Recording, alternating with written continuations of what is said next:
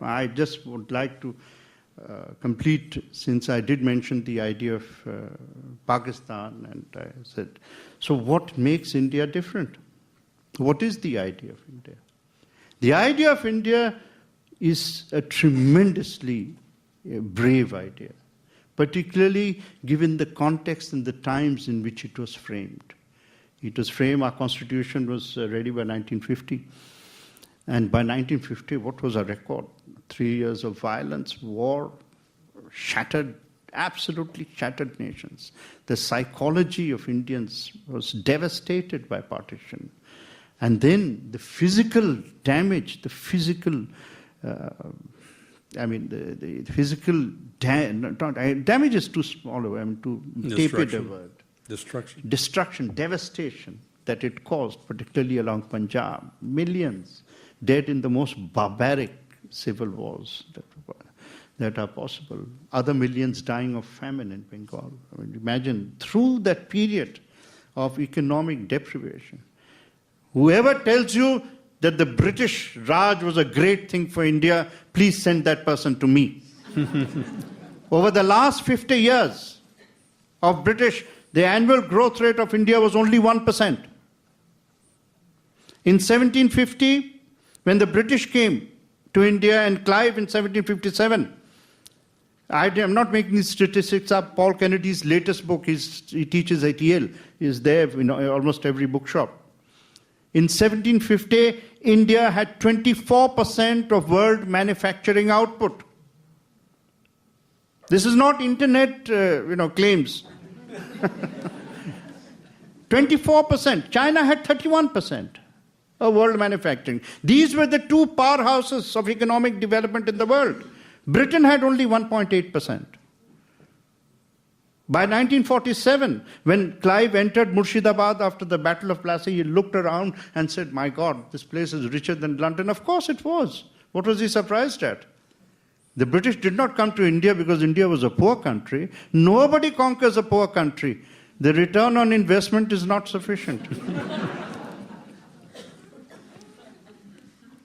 It came to India because we were a rich country in 1750. By 1947, Britain, I have never seen as neat a description of colonization as this.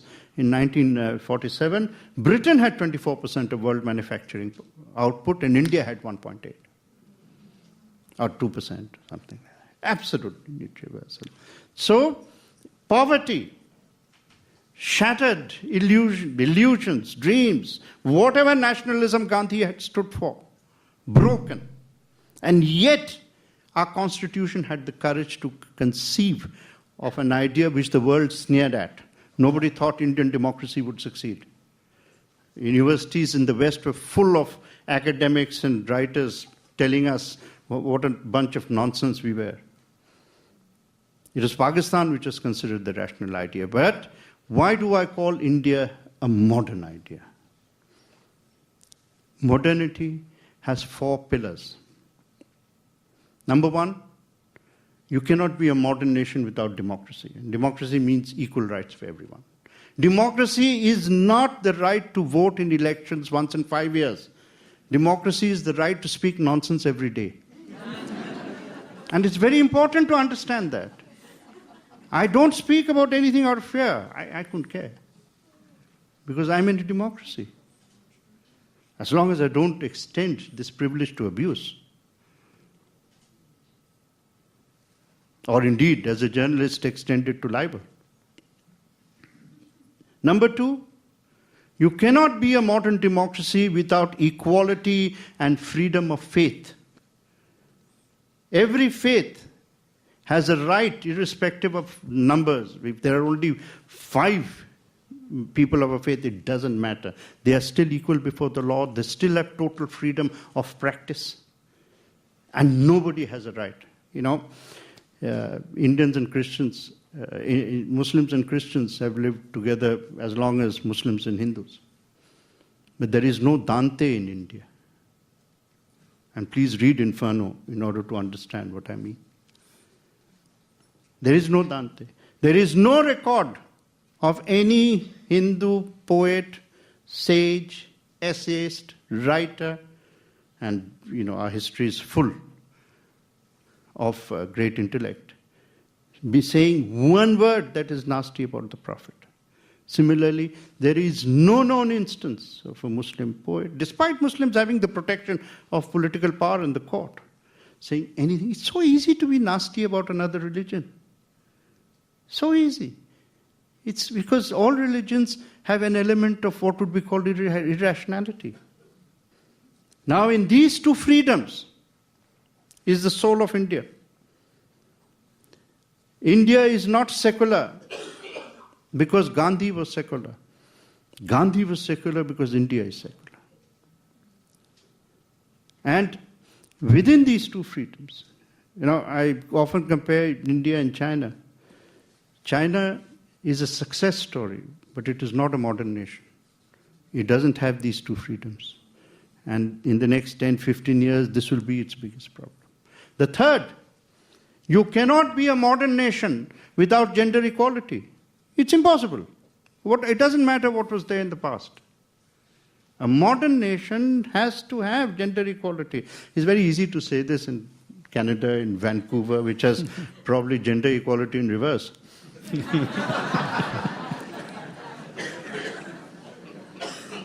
But I'm proud that, the important for me is to say it as I did a few weeks ago when I was asked to address the annual conference of imams and mullahs in India by the largest organization of Deoband. And they also knew what they were doing when they invited me to make this keynote speech. And I also knew what I was doing. And I went and said, and I will use Urdu, I said, anyway, I said, all right, it's, I know what officially you say, but if you don't treat the girl child as an equal, the way you treat the boy child, I said, forget the 21st century, nobody will invite you to the 19th century. It's true. So, and you can see the fourth pillar of modernity, of course, is economic equity. That while there's nothing called economic equality, the poorest of the poor must feel that they are part of the rising narrative. That is why I'm so bitterly against these theories and doctrines produced by the World Bank called trickle-down theory. They are the most nasty bit of ideating that I've heard in a long while. What does it mean, trickle-down theory? It means that those who have swimming pools get the waterfall, and those who are dying of thirst are limited to a trickle. That's really what it means. That is what Mitt Romney is all about. So this, and I know I'm very proud of the fact that we in India have succeeded on the first three, but we are still failing on the fourth. And that is the challenge before us. But you see that despite Indians and Pakistanis being the same people, Pakistan is failing so badly on all four. Why? And this is where I say that the idea creates or takes a nation in one direction rather than the other, with the best of will of Pakistan. I don't doubt at all that Zardari or Benazir and so on actually are liberal people, perhaps, and actually would like to see. I mean, Jinnah himself, all he wanted really was, a secular country with a Muslim majority, just as Gandhi wanted a secular country with a Hindu majority. And today, 60 years later, they can't find Jinnah's speech in Pakistan. Officially, they've removed it. They no longer teach it. They don't suppress it. And if they can say, because the first speech he made after getting Pakistan was this. Of course, when I read that speech, I said, if this is what you wanted, why did you have to create Pakistan?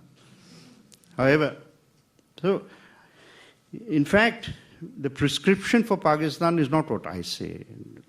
I've called Pakistan a jelly state in this book, because a jelly state will continuously quiver.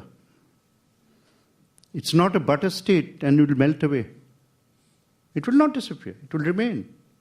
The Pakistani army as an institution has enough ability to protect its territorial integrity.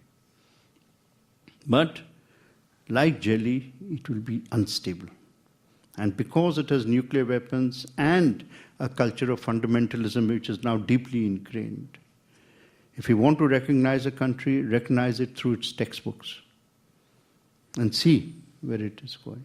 And it will be a toxic jelly state. But ironically, the answer lies not in what I say. I mean, I'm an Indian. I have,